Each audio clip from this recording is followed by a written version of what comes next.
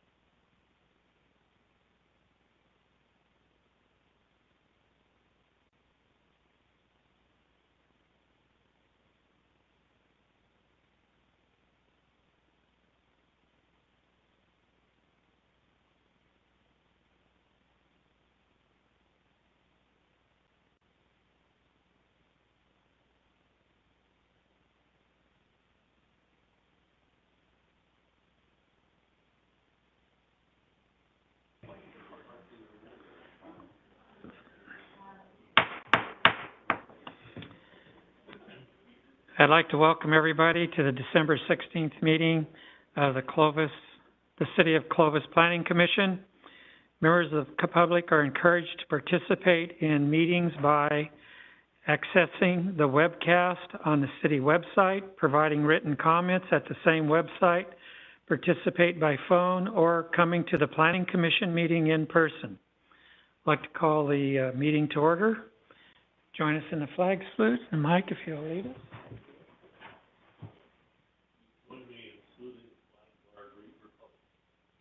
Pledge allegiance to the flag of the United States of America and to the republic for which it stands, one nation, under God, indivisible, with liberty and justice for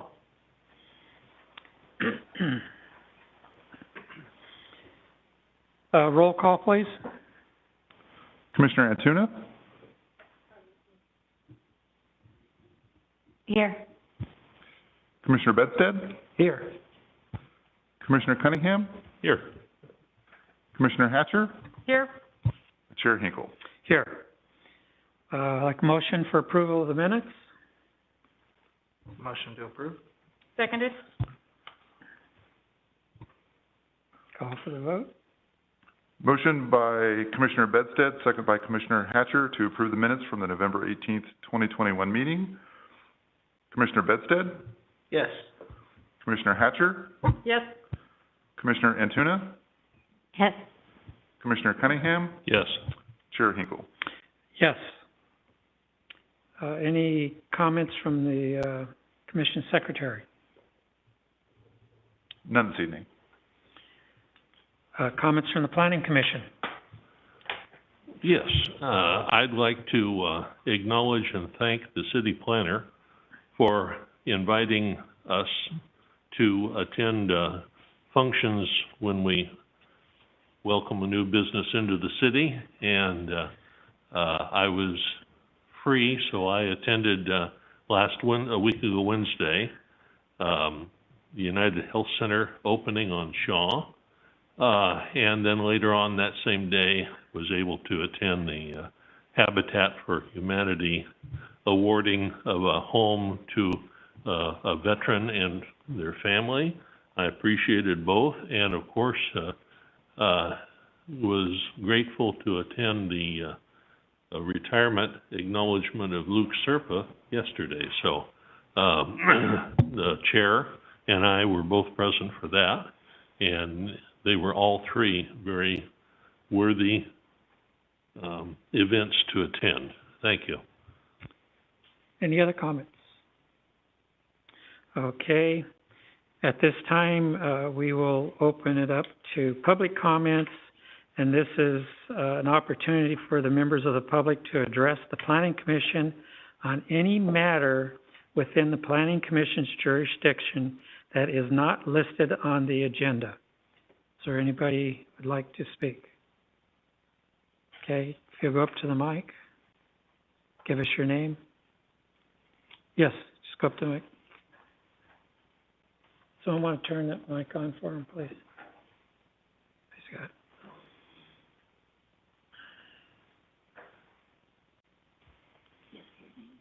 Thank you very much for letting us talk to you. We have an issue with our neighbor at the business, the Willow Creek Care Center. We share a common property line, and the fence has fallen down and is in disrepair. They've propped it back up, but it's just a temporary fix. There's also a retaining wall along this property line because they cut their property down about 3 feet lower than ours. We have some structures close to the fence, and we're afraid we're going to damage or lose a couple of them if something isn't done to fix this. We talked to Kelsey George at the building department. She said there's an agreement that we have copies of here that states under Exhibit A, line 7, the existing wood fence along their east property line, that's our property line, shall be replaced with a new wood fence. The maintenance of the fence shall be the responsibility of the hospital. So right now we're at loggerheads with the business. They say that all they can do is prop it up, which they've done. It isn't fully operational by our imagination. We have some photographs and copies of the document if you'd like to have them. We took photographs of the fence from their side and the retaining wall as well that's starting to collapse. Yes, could you identify yourself and give your address, please? Oh, yes, Michael and Francis Caraker, Caraker. We live at 598 West Minarets Avenue. And the Willow Creek Care Center is on Alluvial, just to the west of us. Okay. There are 6 total property owners that live along this fence line and have this issue. And we know of 3 of them that share our concerns, and I haven't talked to the other 3. Okay. Thank you very much. All right. Could I share some photos with you? Is that acceptable? You could give them to the planning department. I'll go ahead and give you copies of the document as well. I printed up 4 You copies. can give everything to them. Sure.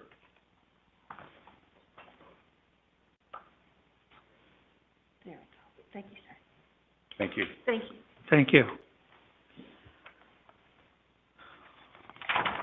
Okay, we can go into the public hearing part of it.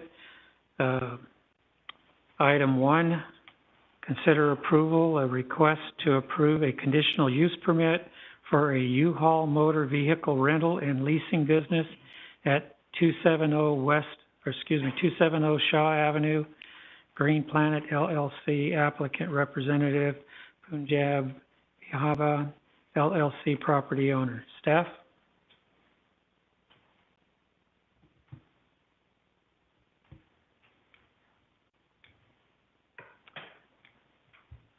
Okay. Good evening, Planning Commissioners. My name is Emily. I'm an assistant planner with the Planning Division. Tonight, I will present Conditional Use Permit 2021-011. The project is located near the southwest corner of Shaw and DeWitt Avenues and is within the existing shopping center. The project site can be accessed by Shaw Avenue to the north and from the adjacent property to the east. The project site is surrounded by an established commercial use along Shaw Avenue. There are multifamily and single-family residential units to the north and to the south of the project site. The project Conditional Use Permit 2021-11 is a request to allow a U-Haul vehicle and equipment rental facility. The intended use is permitted in the C2 zone district, subject to the approval of a conditional use permit. The U-Haul rental business will be open daily from 7 a.m. to 8 p.m. The business projects that 10 to 15 vehicles and trailers will be on the property at any given time. And the business anticipates 20 to 30 rental orders each day. Customers will be able to reserve vehicles either online or in person. The U-Haul business will share storefront space with the existing cleaning and janitorial business known as Green Planet LLC. The storefront space is shown in yellow on the PowerPoint. 18 parking spaces will be used for U-Haul vehicles and trailers. The U-Haul parking spaces are located south of the storefront. Customers will be allowed to park anywhere on the project site, excluding the U-Haul spaces. The applicant has also identified 8 security cameras that will have direct view of the parking lot and storefronts. Staff recommends that the Planning Commission consider approval for Conditional Use Permit 2021-011. I'm available for any questions Commissioners may have. Any questions?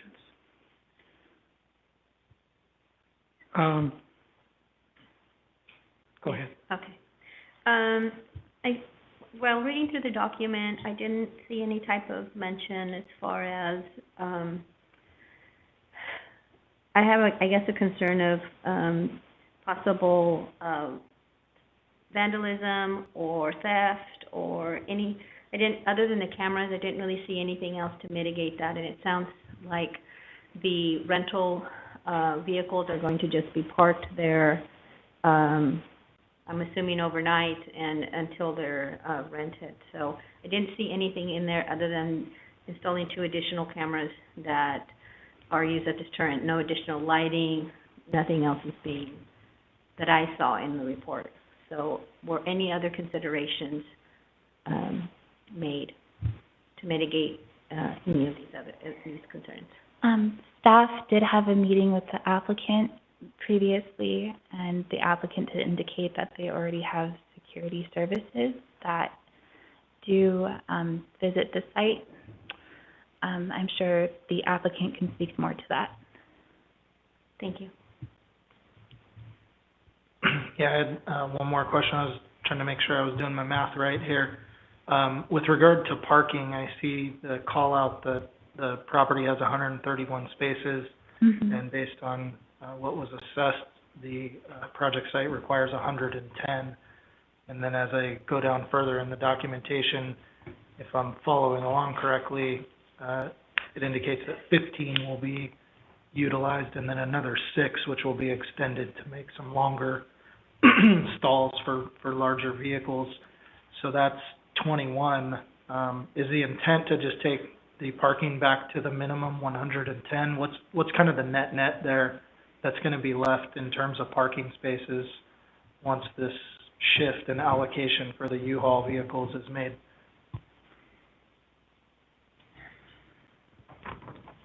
So you are correct. The property does currently offer 131 spaces.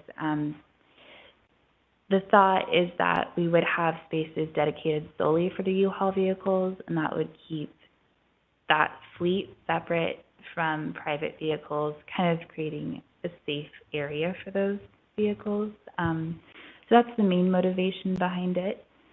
For customers, they're allowed to use any of the spaces on the property, excluding the U-Haul vehicles. So it does seem like there's enough parking to allow both the U-Haul vehicles and trailers that are proposed, and then also serve customers in the shopping center. Okay, so I guess kind of bottom line, the project site, once all the reallocation is done, is going to meet the minimums required. Yes, that's Okay. from our interpretation. Okay, thank you. I have a follow-up to that. So is it customary that a business would consume the additional the extra parking to utilize as a business? Do the other businesses surrounding the area receive some type of benefit from that? Meaning, all these other businesses who came in and built the parking lot and had to, or whoever the owner built the parking, and now they're going to consume the extra parking. Is there going to be some type of compensation to the businesses, or is it just that, okay, we have an extra, amount of extra 21 parking spots, and this business can just consume it? Staff has not been made aware of any agreement that the property owner may have with those individual business owners on the property, so I cannot speak to any effect on that. From my understanding, there are extra spaces per our standard for the required number of spaces, so it's feasible that those spaces be allocated for business within the lot. So I guess I'm just trying to make sure that we, as we look at this project, that we are considering everything in the sense that we're not taking from another business. So I guess that's the question. Okay. Well, we did send out notices to the properties. The notices do go to the property owners and not the individual businesses. So that is a consideration. We can look further into that for you.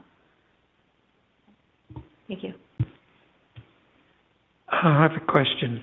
Are they currently doing a U-Haul business? That is correct, yes. So what we're doing here is just putting them on record as it being a U-Haul business Yes. and having a business license. Okay, because I noticed there's a sign and vehicles and everything there, so this is kind of cleaning up and correcting things. Yes. Earlier this year, we received an application for a site plan review permit for solar panels on this property, and that was sort of the first step to staff learning of the U-Haul business and then following up with the requirement for a conditional use permit. Oh, okay. Any other questions for staff? Okay, I'd like to open it up to the floor and the applicant, if you'd like to speak. Hello, good evening. My name is Paul Greer, and I'm the owner of Green Planet. I'm here to answer any questions that you guys may have or the commissioners may have for me as a business owner.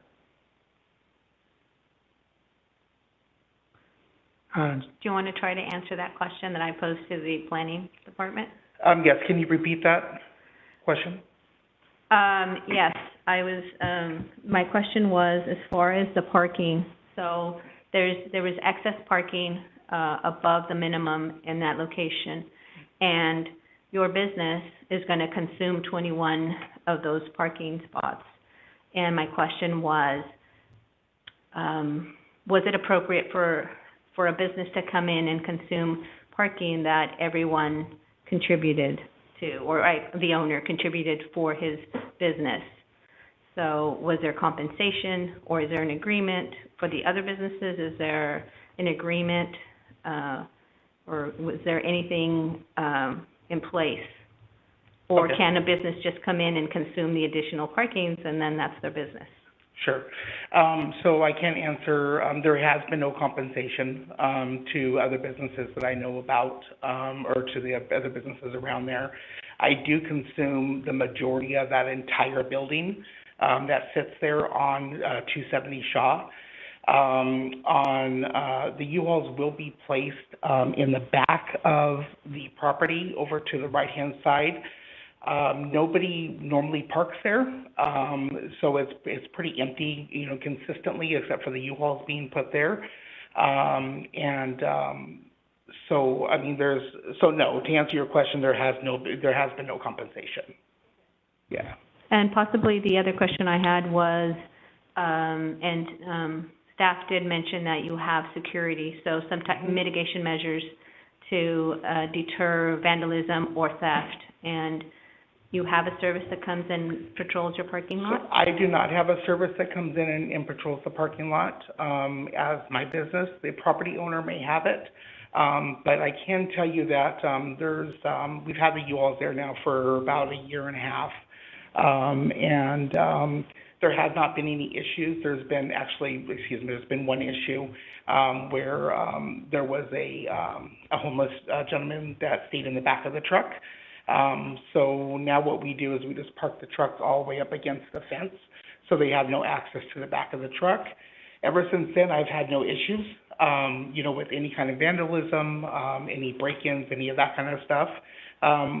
I also have my company vehicles that are parked there. They're all secured, you know, no issues as far as that goes. We do have surveillance cameras up. You know, again, I really haven't had to use them other than that one time for the homeless gentleman. And then we have a huge, we have several lights on the building, and then there's a huge light in the back that's kind of like like a parking lot light that sits kind of in the center, and it lights up that entire property. So it's very bright, and you know, I think it deters quite a few. And then also Clovis PD uses it a lot to park back there to do their reports and that kind of stuff. So they're constantly around there. I see them through the cameras, you know, coming around there all the time. Thank you.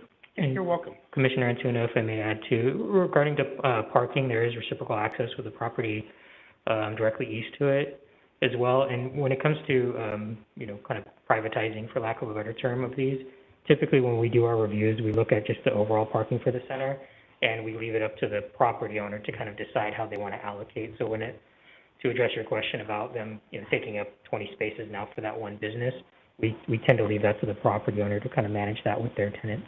So we just make sure that they meet the overall requirement for the square footage they have. Any other questions for the applicant? Thank you. Thank you. Have a great evening and Merry Christmas. Same to you. Okay, open it up to anybody that would like to speak in favor of this project. Is there anybody online? There are none. Okay, anybody to speak in opposition? No, I see none here. Is there any online? There are none. Okay, bring it back to commission. Any other questions for staff or anybody? Okay, we'll open it up for a motion. I'd make a motion to approve CUP 2021-011. I would like to note I find it odd that it's a year and a half later that we're getting this. That's a little disconcerting. But I will leave that to staff to appropriately deal with that. I'll second. Call for the vote. Motion by Commissioner Hatcher, second by Commissioner Cunningham to approve conditional use permit 2021-011 for U-Haul vehicle rental facility. Commissioner Hatcher? Yes. Commissioner Cunningham? Yes. Commissioner Antuna? Yes. Commissioner Bedstead? Yes. Chair Hinkle? Yes. Okay, move on to item 2, consider approval. Track map 6393, a request to approve a tentative track map for a 7-lot, single-family residential development on property located on the east side of Temperance Avenue at Palo Alto Avenue. Gil Gahir Development LLC applicant and Kamaladeep and Agvir Gahir trustee owners, R.W. Greenwood and Associates, Inc. representative. Staff? Thank you, Chair Hinkle. Good evening, Commissioners. Kelsey George with Planning and Development Services. As mentioned, tonight for your consideration is Track Map TM 6393. The subject property is located on the east side of Temperance Avenue, where Palo Alto Avenue kind of dead ends. It's on approximately 1.7 acres of property. Because Temperance is such a long stretch of roadway, I've included Sierra Meadows Park and Cedarwood Elementary on this slide just to help you gauge the location for a point of reference.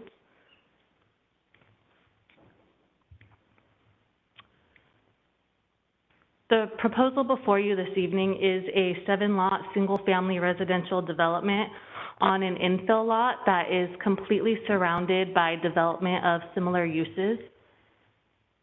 Entirely on the west side is single-family residential subdivisions, as well as directly north and east.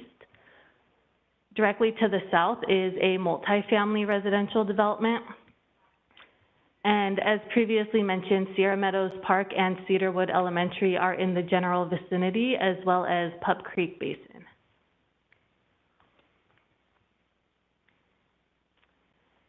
A very similar map layout was proposed and approved by the Planning Commission in 2005 as Track Map 5562. Unfortunately, that map was never finalized and recorded within the permitted timeline. So pursuant to the Subdivision Map Act, a new map has to come in for consideration with a new track map number. The proposal for 7 lots on 1.7 acres comes in at a density of 4.12 dwelling units per acre, which is within the permitted density range of the current land use designation. Additionally, the map as proposed meets all of the configuration standards of the existing R1 zone district. So this means that there isn't a general plan amendment or a rezone required in association with this track map. It conforms with the general plan and the development code. Once the final map is approved and recorded, individual structures or houses will be reviewed at the time building permits are submitted for conformance with the R1 zone district development standards. So each lot will be required to be a minimum of 6,000 square feet. Right now, all of the lots meet that. They exceed that with an average of just under 8,200 square feet. Additionally, the maximum lot coverage will be 40% with a 20-foot minimum front yard setback, a 10-yard minimum street side setback, and a 5-yard minimum interior side yard setback, which allows adequate space for the trash toters and the required all-surface paving path of travel for the trash toters.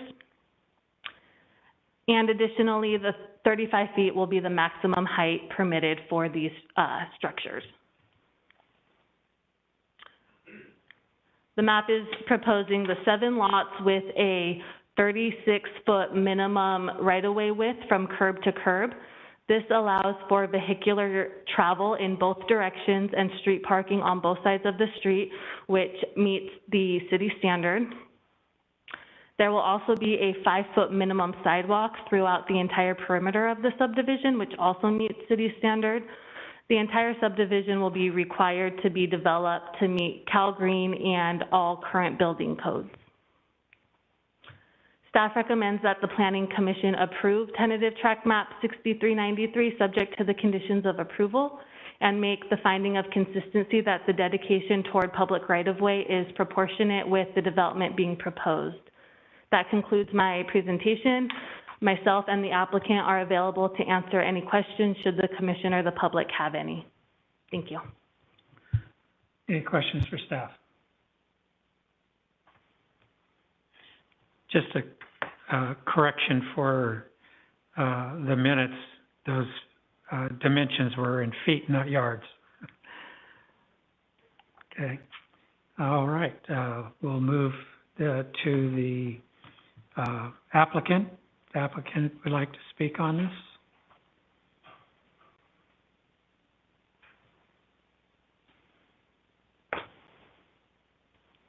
Good evening. My name is Mark Greenwood. I'm represent R.W. Greenwood and Associates. I'm a civil engineer and land surveyor.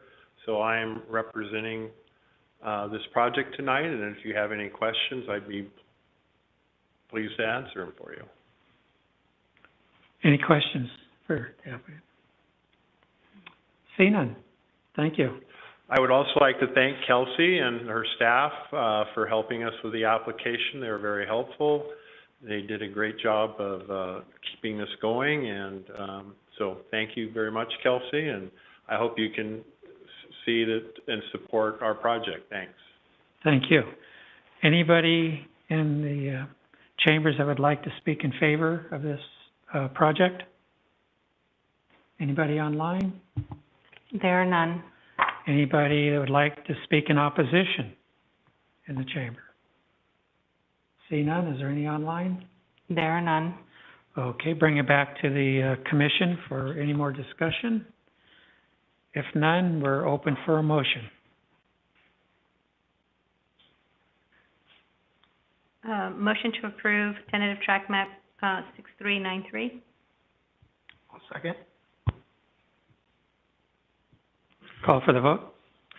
Motion by Commissioner Antuna, second by Commissioner Bedstead to approve tract map 6393. Commissioner Antuna? Yes. Commissioner Bedstead? Yes. Commissioner Cunningham? Yes. Commissioner Hatcher? Yes. Chair Hinkle? Yes. Okay, we'll move to item 3 on the agenda.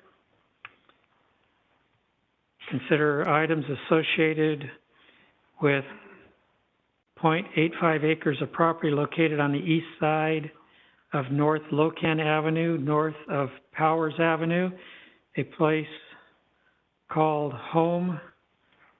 Applicant, James E. Call and Julie S. Call, trustees of the Call Home Family Trust and LLC, owner Dirk Purcell, Land Development Services, Inc. is a representative. Item A will be approval of conditional use permit 2021-013, a request to approve a conditional use permit to allow a 10-bed senior assisted living facility to be located at 1817 North Locan Avenue. And B is to consider approval of conditional use permit 2021-014, a request to approve a conditional use permit to allow a 10-bed senior assisted living facility to be located at 3019 Powers Avenue. Staff?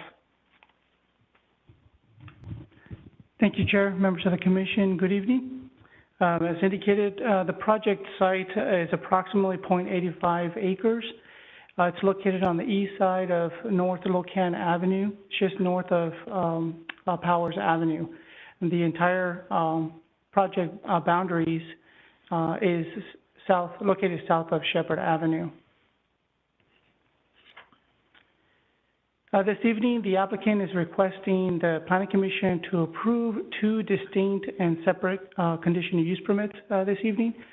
The first conditional use permit, 2021-013, pertains specifically to 1817 North Locan Avenue, which is the northern property of the 2. Conditional use permit 2021-014 pertains to the property at 3019 Powers Avenue. So it's a property on the south side. Each facility will be licensed separately through the state of California. The nature of the proposed operations for these two facilities will be identical. One is not going to necessarily rely on the other to operate. They will be independent of each other. It's important to indicate that the Planning Commission will act on each individually. An action on one doesn't necessarily mean that it has to have the same action on the other. The Commission has full discretion to act appropriately. The applicant is proposing a residential housing environment where the seniors residing at these locations within our community will be provided with personalized care and assistance by professional staff. Both sites will operate as non-medical facilities where assistance will be provided for daily living activities such as laundry, cooking, medication management. Both sites will be operating 24 hours a day, 7 days a week. Visitations will occur between 10 a.m. and 8 p.m. Daily. Now, it's important to know here also that the visitations are only for family members and friends, so it's not open to the public. Each site will have 2 staff members residing at this location, where they will be there from 7 a.m. and 9 p.m., and 1 designated employee during the evening shift.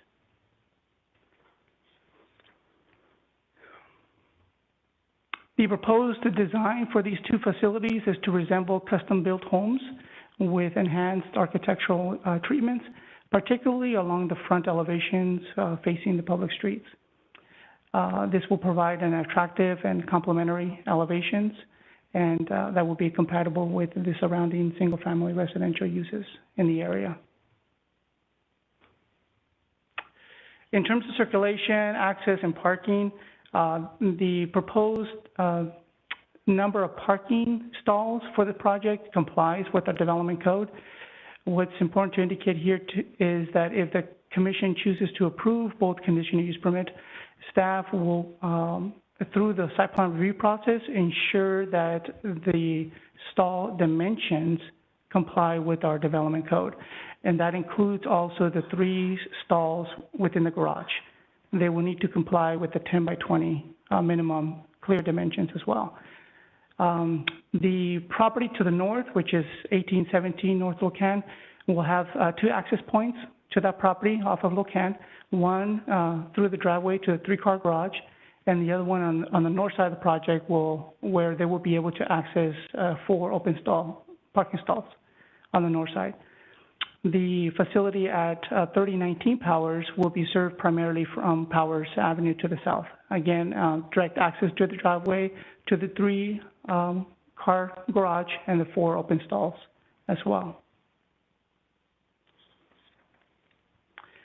In terms of development standards, so the project will be required to comply with the R1 zone district development standards, which provide specific setbacks, lot coverage, including maximum height limitations for the facilities. And I want to make a quick note that both facilities will be approximately 4,600 square feet, square footage-wise. The staff this evening is requesting that the Planning Commission approve conditional use permits 2021-013 and 2021-014, subject to the conditions of approval labeled as attachments 9 and 10 in the staff report. And that concludes my presentation, and I'm available for any questions. Questions for staff?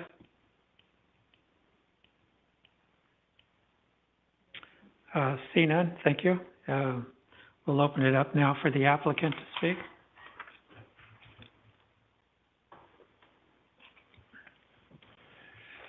Good evening, Mr. Chairman, members of the Planning Commission. I'm Dirk Puschel, and my business address is 923 Van Ness in Fresno, and I'm here on behalf of the applicant, and I know they have a very short presentation for the Commission as well. We've worked very closely with staff. The very major purpose of the project was to have these two facilities look just like custom homes. We bought the lots, our clients bought the lots for a custom home builder.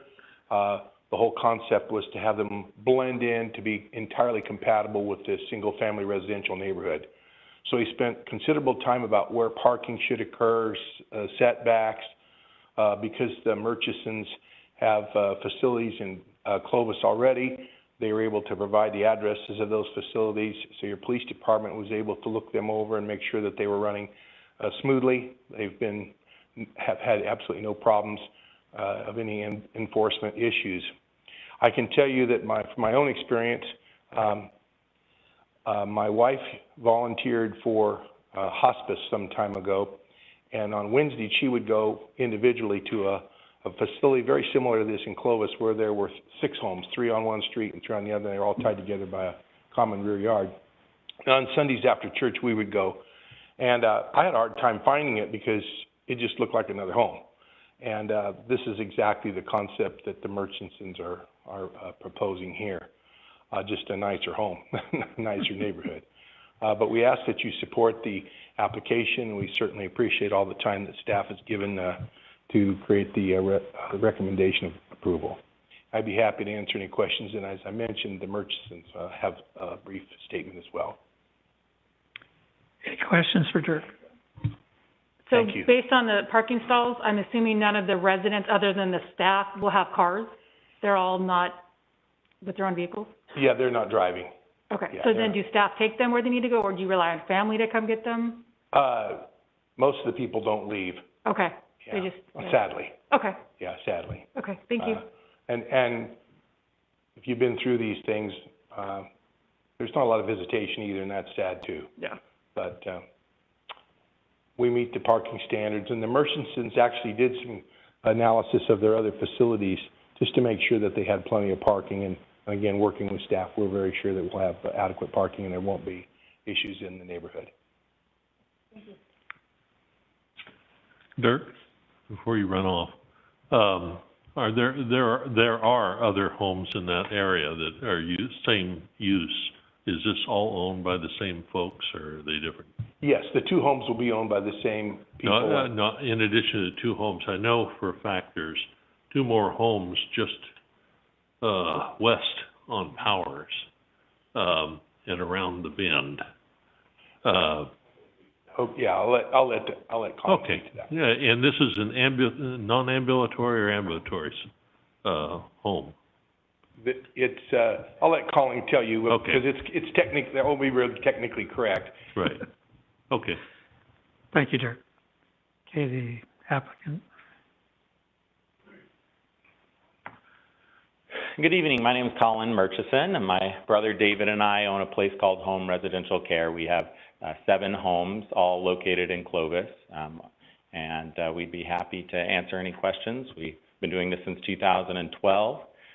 We've grown very quickly and had a great reputation. We've been awarded on a national level as best of the best, and we've been recognized in the Fresno Bee. We just kind of set out. My brother's a nurse and worked as a hospice nurse for a long time, and we saw an opportunity to offer a place that we would want to, provide for our own mother, and so it's a family business. I can. Would you like me to address that first question first about care, or okay? So there are some homes that are located just across Locan, and they are owned by another company. We do own one home in the neighborhood off of Serena. So it's just probably quarter mile or so to the northeast of where these properties are. And we've had that home in operation there since 2017, I believe. And what level of state certification do you have? We're licensed as residential care facilities for the elderly, and that license is non-medical. We provide support for the elderly over the age of 65 who need assistance with activities of daily living. Our residents can range from the mobile who maybe need just a little bit of physical assistance, maybe some medication management. We can also care for individuals all the way through to end of life on hospice. And hospice agencies will come in and provide services in our homes. David being a nurse adds an extra level of supervision and safety, but it is not required in homes of our licensure.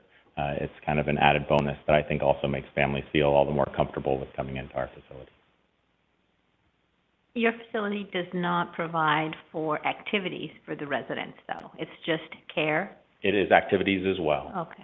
So our homes, to cover a little bit about the parking and the driving, so we do not provide any transportation for residents. But what we do is we have great relationships with a concierge physician in the area who specializes in geriatrics, Dr. Marion Doe. And she comes to our facilities personally each month and provides care separately. She doesn't work for us, but she's a third-party service that comes. If a resident needed to go somewhere and travel, family would come take them. But we've tried to set things up to where everything is available to you right there. So we provide activities based on the interests of the residents. We provide all 3 meals. Facilities of our licensure are not required to have a wake staff at night, but we bring in the extra staff on top of having the caregivers who live in the home. Our goal is to try to take everything to the next level to provide as much safety and care as we can in these homes. Welcome. Any other questions? Thank you very much. Thank you. Okay. Open it up for anybody in the chambers who'd like to speak in favor. See none. Is there any online? There are none. Okay, open it up to those that oppose. I see none. Is there any online? There are none. Bring it back to the commission. Any more discussion? If there is none, then we're open for a motion. I'll move to approve CUP 2021-13 concerning the location 1817 North Wilcan. I'll second. Call for the vote. Motion by Commissioner Cunningham, second by Commissioner Hatcher to approve conditional use permit 2021-013 for a senior assisted living facility at 1817 North Wilcan. Commissioner Cunningham? Yes. Commissioner Hatcher? Yes. Commissioner Antuna? Yes.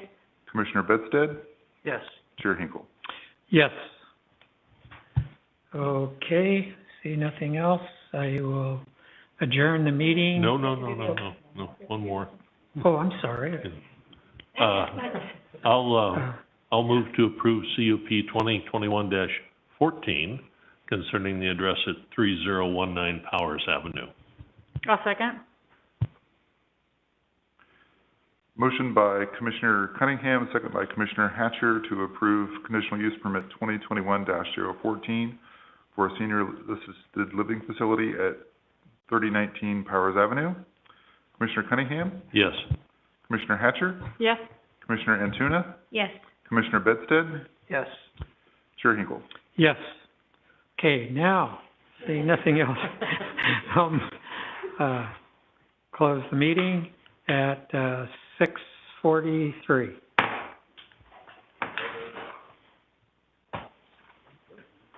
I'm done.